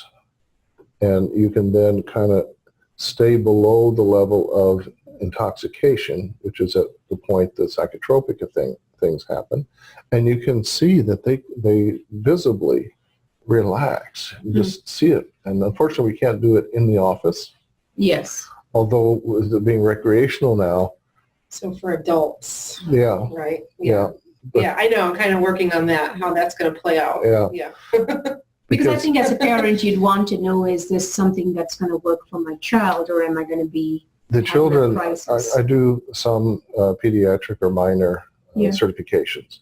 In the state of Michigan, it requires 2 physicians to sign off on the certification. Oh, wow. Okay. Yeah, so it's really onerous on the parent. Mm-hmm. But we're protecting children. Yes, of course we are. But these parents, they've tried everything. The neurologists, the neuropsychologists haven't gotten them anywhere. Yeah, that's true. And they're on medicines that they feel makes their behavior worse. Worse, yeah. Sometimes worse and sometimes unpredictable. Yes. But again, those that come back in a year say, oh my God. What a huge difference here. Yeah. So would you say attention deficit is also something that you would treat? Or like instead of Adderall, because I feel Vyvanse and Adderall, actually, it's the hardest drug to wean off. You literally have to be in rehab once you get on those medications long term. I think so too. My model for ADHD and ADD is a train station. Mm-hmm. And think of the train station as the brain's processor. Okay. And you have 20 trains, passenger trains, that come in all at one time. You've got all of this confusion on the platform from passengers trying to get from one place to the next. If you bring those trains in one at a time, you have order. And the one thing that THC has been shown to do is it slows neurotransmission by less than a nanosecond, but it's enough of a slowing, apparently, that the processor can handle the multiple thoughts. And so the child isn't as frustrated by the confusion. Yeah. Okay. Of course, the commonest reason why CBD even got on the map was by the documentary Weed by Dr. Sanjay Gupta. And so seizures are a very common reason why people use CBD. Is there a difference? I know I was looking at this Epidiolex, which is the purified CBD that's going to be, is it already released in the market? Yeah. So that's for epilepsy. How is it actually doing compared to going to Julie and getting a natural? I just saw a study out of Israel. I haven't looked into it too much in detail to see, what they did exactly, but they said that it was losing its effectiveness within 1 year. 1 year. Wow. 7 months to 1 year point. GW Pharmaceuticals went from 35 to 130. I'm sorry? What did GW Pharmaceuticals share price went from 35 Of course. to 135. Well, everybody's investing in marijuana right now. Why not? Okay. But the point again goes back to this is a plant therapy. Yes. And to get the magic bullet, which is what GW Pharmaceuticals tried to do, is going to fail.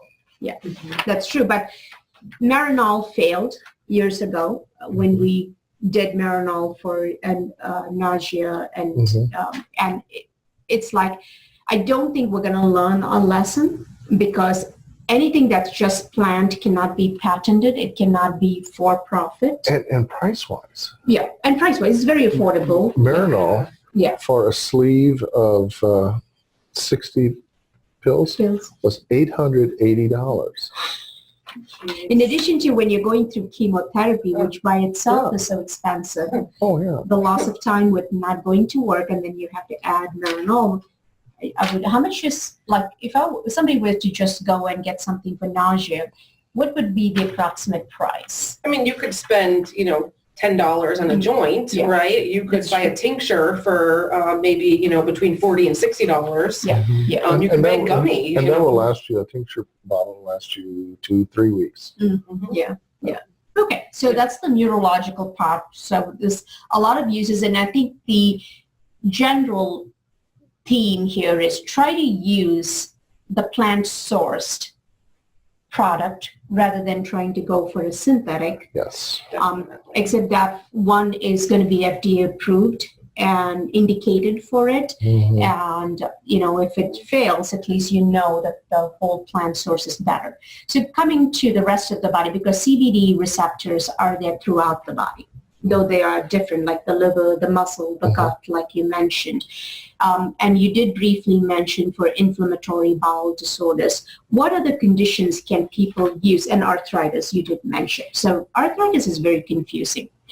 And maybe this is a question for you, Julie. What is the difference between a CBD oil that they buy off online or from a store? And I think just about everybody has CBD oil now. Even restaurants have a little CBD oil.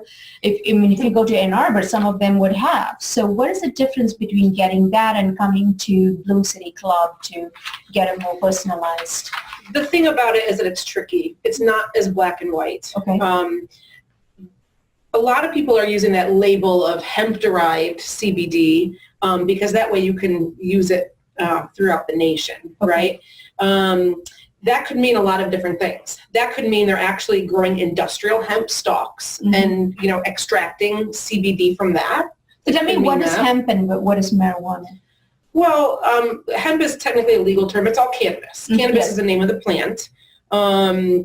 When they were looking to legalize hemp, they made the distinction between a cannabis plant that has less than 0.3% THC. That's the federal definition.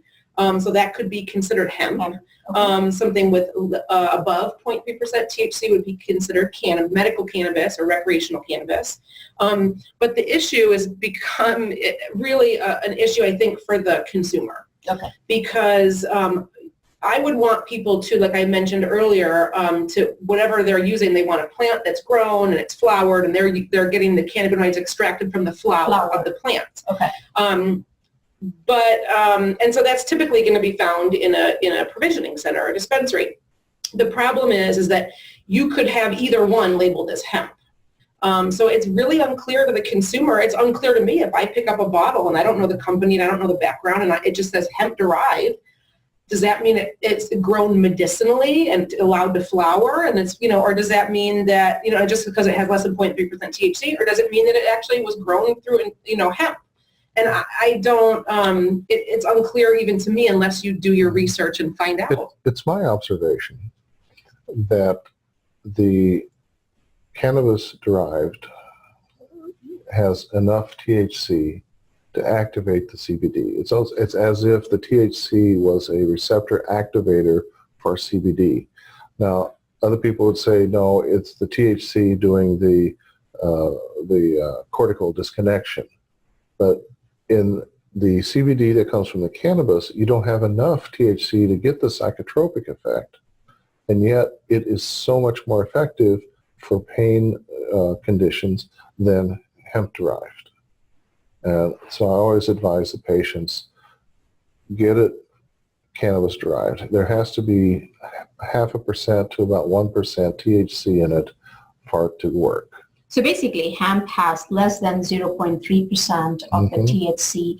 It's most likely cultivated, which means that it's being biologically derived, like they've tried to, what is the term, almost genetically selected, or it's more selected? No, it's just certain varieties. Okay, so it's like tomato plants have different varieties, right? Correct. So you selectively, you're taking, so it's a selection process rather than a genetically modifying process. Okay, so it's a selection process, and it does have mostly CBD, correct? And then you're extracting, and even in that, they're extracting it from the flower, or you're saying you don't know? No, they grind it. They grind it up. The whole plant. The whole biomass. Okay. And then extract it out of that. The tricky part that I was saying was that when Michigan has changed their idea about what they're going to do with CBD within the state, but when Michigan was allowing CBD to be bought and sold freely without a card, I was seeing some products that I knew specifically were being grown for the flower, being grown as medicinal cannabis, being labeled as hemp, so that they didn't have to worry about any kind of interstate issue. So I'm just trying to clarify the confusing point. Right, because why would I send somebody to go and see a consultant and go to a dispensary as opposed to go to Google and just buy a CBD. People need to know there's a difference between the two. There definitely is a difference. Yeah, and a lot of times I think, I prefer when you're doing something like this, which has so much of variability, go to somebody who actually understands where it's sourced and how it's sourced, how it can be used, rather than just buying it off the internet without knowing how it exactly is sourced, right? But here's, I think we have to give a compliment to the state of Michigan. Even though right now they've created a cannabis shortage, but the licensing of the dispensaries, the licensing of the growers, they put in the requirements that they have to be tested for pesticides, heavy metals, and mold. Yeah. And along with determining the levels of THC and CBD in the plant. And the result of that is a very clean product and very good for the consumer, for the patient.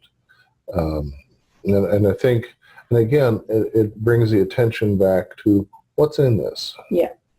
But then when you say that they want to know the THC and CBD, automatically it becomes, if it's greater than 0.3, it's not something that can be freely available, correct? Well, all of these are for the dispensaries anyway. Okay, those are all the dispensary. I'm talking about people bring to me all the time. I got CBD oil. My friend sold this to me. It's working wonders, and it actually works for them. They feel a difference. Would they get a better result from doing something that has a little more THC? Is really what I think we're seeing is the variability in people. People are more sensitive to CBDs than others. And the ones that are getting the good results, they are just naturally sensitive. Most people will require some THC.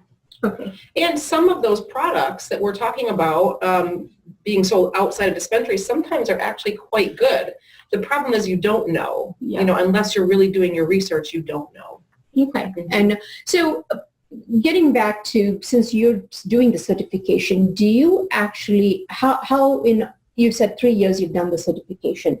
That's okay. 8 years, that's a long time. How often do you see, how do you pick out somebody who's actually addicted? And is there addiction that you see that you can pick out and say, okay, this person needs to tone it down? In 2016, there was a study that was published in JAMA that reported that there's a 9% addiction rate of cannabis. And then they went on to say that the withdrawal symptoms are primarily wanting cannabis. Yeah. So, we're not seeing the dysentery, the fevers, and all of the GI issues of withdrawal. We're just seeing the psychological jonesing for It's cannabis. just basically they cannot be without the medicine.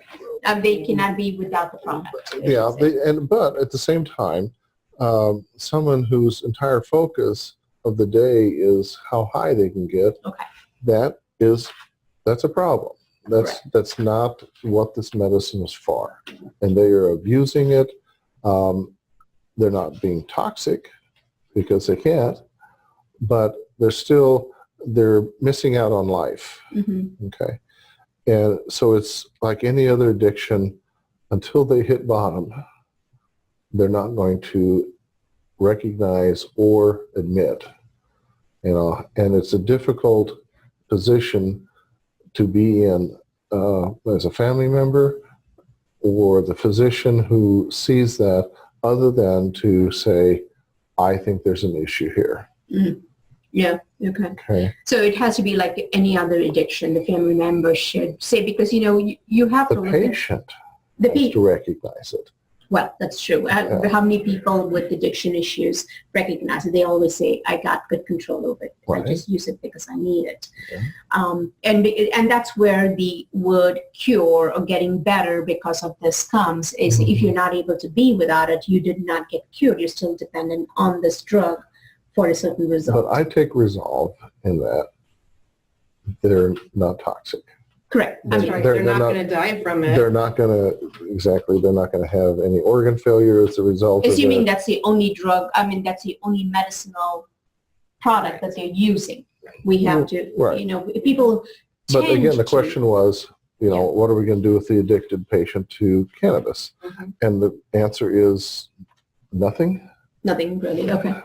Yeah, because it's a self-destructive process if you're going to be addicted to something.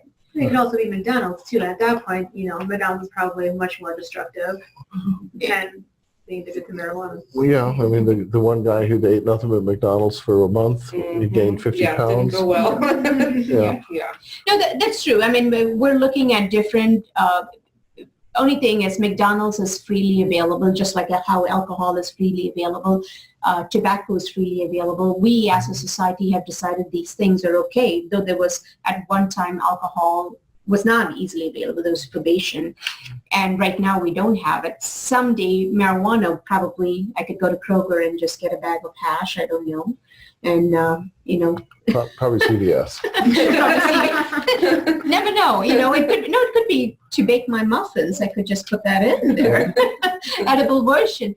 It may happen. Society may decide that is okay and acceptable. And then once again, it's going to come down to quality, organic, inorganic. I guess we're going to fight about marijuana being of that quality at some point.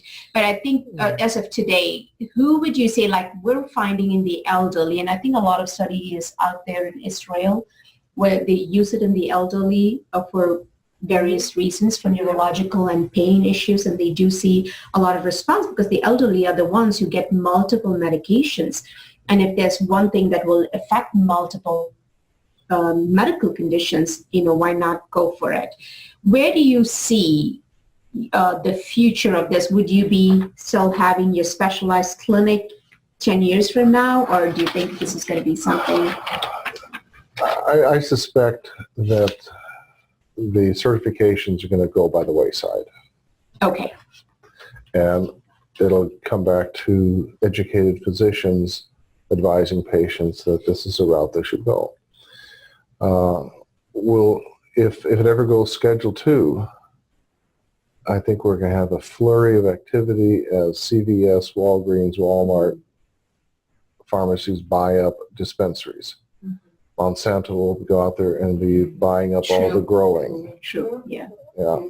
And is that what they're working on? Is Oh, trying guaranteed. Yes. Oh, they're already ready. working on it. They are Yeah. ready. They're ready Which to jump. means NIH should grant or have grants now for looking at specific conditions. Once again, it comes down to making it Yeah. medicine, right? As And opposed to, unfortunately, you know, you're going back to the magic bullet. yeah.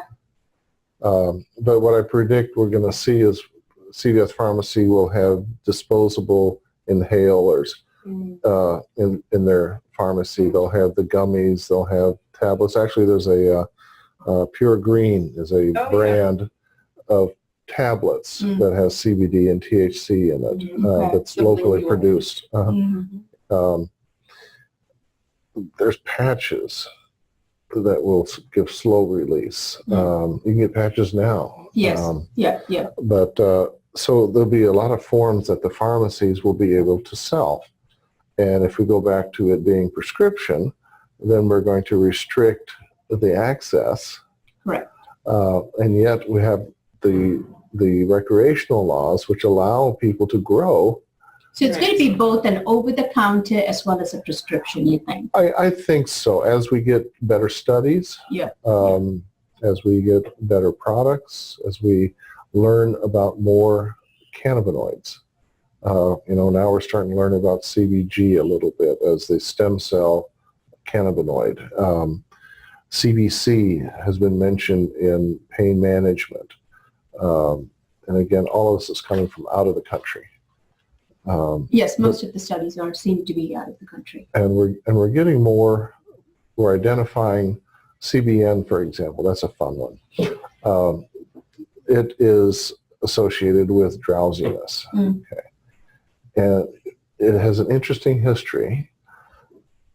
LAPD police force figured this one out because they were borrowing from the evidence True. room, and it had been there for 6 to 8 months. So THC, as it ages, breaks down to CBN. Wow. And they were complaining, the stuff I get out of the evidence locker puts me to sleep. It's for insomniacs. Mhm. So you Yeah. age, and so you'll have aged THC that can work for Yes. insomnia. Oh, it's like Yes. wine. Yeah. Just might as well add it to something. Yeah. Got it. Oh, they, by the way, say that the use of THC increases the alcohol effect. And they have studies that back that up, or Yeah, they do. They Okay. claim studies, yeah. Okay. All right. So right now, medical marijuana is still a Schedule 1. It's still based on recommendations. And the best way to approach it is to go through a consulting service so that people can get the best bang for their buck. Or see a doctor who's going to give those recommendations. Most doctors are not, Somebody who's trained to But do- someone, We give education with the certification. Okay, got it. So they know what to ask for if they go to a dispensary. Exactly. If they don't have a Yes. consulting service, they can go directly to a dispensary. And most of the better dispensaries will have a sit down with the first visit of that patient. Got it. I know OMIF Medicine has a physician that actually sits down with them. Bloom has her. Mhm. There's others out there, but yeah, I don't know of any specifically other than those two, honestly. Yeah. But I hope they'll get on board. Yeah, more will get on board. Okay, and if people need to know, the closer it is to the whole plant, the flower, or however it is I extracted, think so. is I better think so. than They more diluted versions or or concentrated or purified. purified or modified some way to give artificially modified probably is not necessarily their best. Right. And And there's an example of that here in town. Not here in Ann Arbor. There was one dispensary that had a CO2 extractor, which allows for very pure extraction of specific cannabinoids. And he was able to get pure THC, pure CBD, and then he would add back terpenes, which are flavor crystals. yeah, So you could get sour apple CBD and sour apple THC and that kind of stuff. And in talking to patients, they weren't getting the same relief. yeah, because now you've modified Exactly. the whole process. Got it. So, and if people want to, and I'm assuming there are dispensaries cropping up everywhere, and Oh, right now. Not at the moment. It's the opposite at the moment. oh, just the opposite. There's only Yeah. 8. So I'm really very confused about it. So we've legalized something. We also have something for recreational purposes, and yet Well, it's not. we've just licensed Okay. the dispensaries. Okay. And a dispensary can only sell cannabis that has been grown by a licensed grower, that have been delivered by a licensed driver, that have been tested at a licensed laboratory. So who actually now? So now we have a new license in, the JCO and the DEA. Do we have another drug enforcement agency No. that comes to check all these? Yes, Laura. Laura. Okay, just the Laura. Okay. But, when I spoke earlier about the cannabis is now tested, that's a good thing. The dispensaries are licensed. It forces them to buy tested cannabis, Mhm. but the licensing is actually getting rid of a lot of the mom and pop shops. So you have to have a certain amount of wealth to be able to open a dispensary or have a grow or to have You a just lab. get syndicated, not syndication. What do they call that? Co-op, franchising. co-op it. Oh, co-op or franchising it. Like they Yeah. have a specific and this use of common grower and then dispense it to all these dispensaries. That's what it's going to get down to, right? Yeah, and Yeah, license. yeah. Yeah, but there's a shortage of product, and that's what he's getting to, is Yeah. that because everything now has to go through this brand new process, there's a shortage of product out there. Okay. and every dispensary, we're 200 plus dispensaries in the state. Now there are 8. Wow. Yeah. Because of the more, licensing right. regulations. More will open over the next couple of months as the licensing goes through. Wow. But right now, all of a sudden, people are scrounging. And Yeah. it was partly done this way to try and do away with the caregiver model, which a patient can turn over their growing rights to another person. And that person could have up to 5 patients. Mm. And that person then could take his excess cannabis, because if he's growing 72 plants, he is producing about 70 pounds or more of cannabis every 3 months. Okay, well, those 6 people can't consume 70 pounds. So what do you do with the leftovers? You go to the dispensary, and the dispensary then sells it to licensed patients. And that always was a weird transaction anyway, because the growers couldn't sell their excess, but they could donate it. Wow. And the dispensaries couldn't buy it, but they could give them a gift. Mm. And most of them chose to take gifts in the form of portraits of dead presidents. So, like, if I understood enough about medical marijuana, if I wanted to grow my own plant to treat my own condition, can I do that today without getting Yes. into trouble? Okay. Yes. So I could potentially just do it as And economically, this is one of the beautiful things about this whole program, because if you're able to grow your own plant, you only need 1 or 2 plants, correct. and you produce all of it that you need, and for pennies versus dollars. Got it. I got it. Okay. But being a grower means you are not able to necessarily make the concentrates or make the edibles or like the gummies that you like. Again, there's a place for the dispensary. That's right. Okay. Yeah, I'm just looking at various options that people are going to look for when it comes to long-term use. You know, somebody who has had a terrible car accident, has damaged nerves, in chronic pain, no matter what they do, what are their options? Let's say they want to grow because they just have to spend the rest of their life for... It's also a really wonderful hobby. I just have to mention. It's really quite enjoyable as a hobby if somebody would be into that. Ask any farmer to take a plant, watch it mature, and then be able to use it to help yourself. Right. Is very empowering and rewarding and fulfilling. Yeah, grow your own tomatoes. That's right. Our garden, maybe. Yeah, block it up though. Yeah, there's regulations around that. Put it in our tower. I know when we started our tower garden, they said, "Doc, what is this?" And it's like, you know, everybody thought it was medical marijuana, and it's like just because it's green. Yeah, we could potentially do it. We are holistic. Oh, you're talking about the plants that are out there? I saw that. Yeah. That's a nice little setup. I would have been the bad, maybe nobody would see it. Right. I know.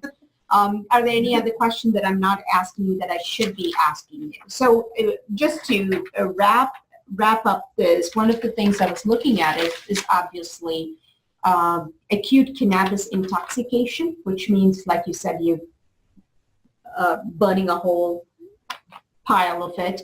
It temporarily impairs learning, memory, attention, and can double the risk of traffic accidents. That's the best I got out of acute, and I don't know how you would get acute cannabis. The difference between alcohol intoxication and cannabis intoxication that I have witnessed is that the people who are intoxicated with alcohol think they're better drivers. And the people who are intoxicated with cannabis know that they're intoxicated, and they somehow are able to make that decision not to drive because they realize that they're impaired.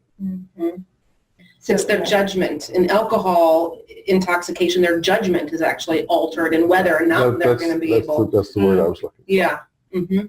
And what about the incidence of testicular cancers with cannabis use? There was a study that showed an increased incidence. There was one study, and again, small numbers. I doubt it.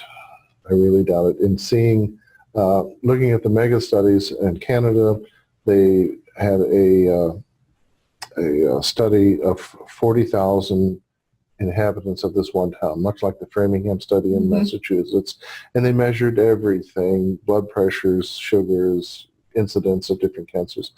And the one statistic that they came out with that the people who used marijuana regularly Mhm. had a 15% lower incidence of cancers of all kinds. Okay.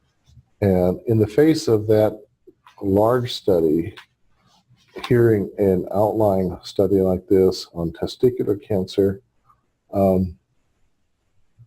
I don't. I'd have to see. It's not something you want to worry about. I would. Yeah. See, I'd have to see multiple. Yeah. Yeah, and half of my patients don't have to worry about it anyway. That's right. That's true. Okay. Do you have any questions that I didn't ask? Well, I have it here. I did have one that popped up. I think I read somewhere about cannabis actually lowered magnesium levels. Do you know anything about that? Is that true? I saw something the other night on that. Didn't really follow up because my search was liver enzymes. So I can't, with authority, speak to that. I heard this years ago. I have no idea. I thought it popped up in my head, something that maybe people should be aware of if they are, but we don't have any conclusive evidence as of right now. You know, I think really what's the way I'm looking at medical marijuana right now is like how I look at functional medicine. Most people come to a functional medical practitioner today when all other options have failed.